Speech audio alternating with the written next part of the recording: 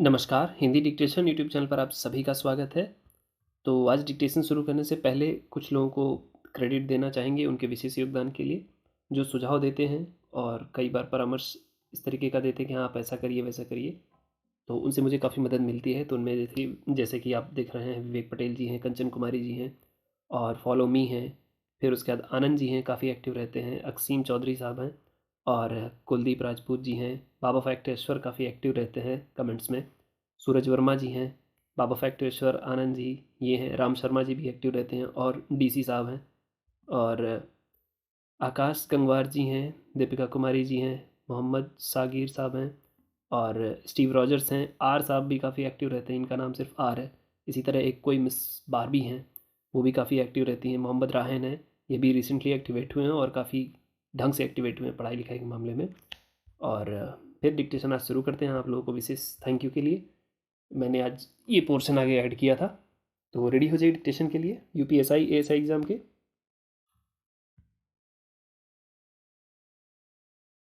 मैं बहुत छोटी थी जब गैस रिसी थी।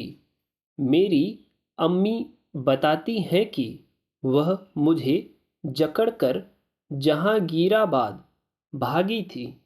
मेरी याददाश्त में मैंने अपना पहला कदम बीमारी में ही बढ़ाया था और अब भी मैं उससे बच नहीं पाई हूँ।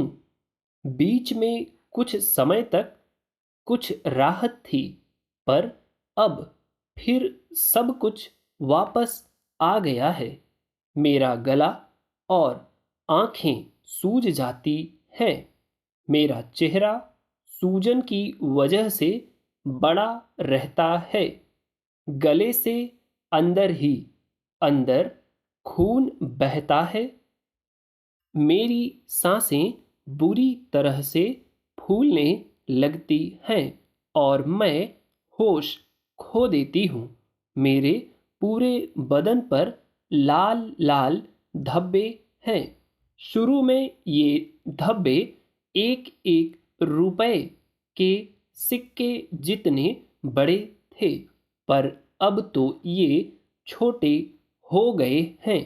मेरे दाहिने पाँव के कारण मुझे चलने में दिक्कत होती है और मेरे पैर देखो, ये छाले पड़े हुए हैं। कितना कुछ हुआ है हमें। हमारी ज़िंदगी गैस के कारण हमेशा के लिए बदल गई है। मेरे अब्बू इस दुर्घटना के कारण खत्म हो गए जब हम बहुत छोटे थे। मेरी माँ की मानसिक हालत बिगड़ गई। वह दरवाजे पर बैठकर अब्बू का इंतज़ार करती रहती थी।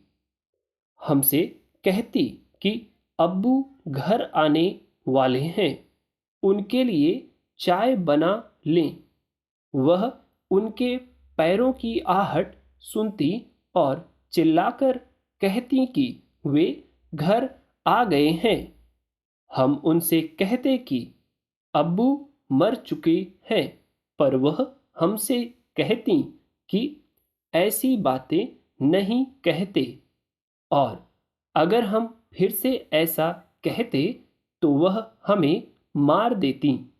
हम उनसे कहते कि जब हम बड़े हो जाएंगे तो उनकी देखभाल करेंगे।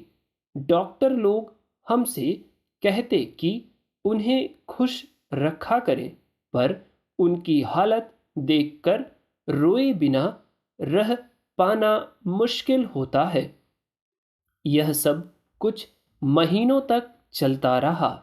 धीरे धीरे किसी तरह अम्मी ने अपने आप को संभाला।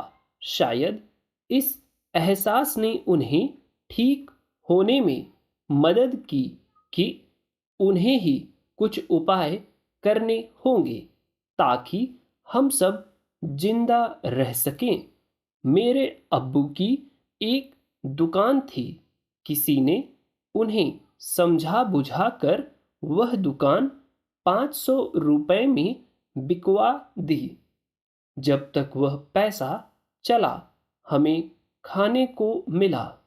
मेरी अम्मी कितनी जगहों पर गईं, हर जान पहचान वाले के पास उधार मांगने। उन्हें दूसरों के लिए काम भी करना पड़ता। तिस पर मेरी सेहत ने मेरी अम्मी से इतना खर्च करवाया है। मैं हमेशा से ही बीमार हूँ। मेरी एक जुड़वा बहन है जो बिल्कुल ठीक है।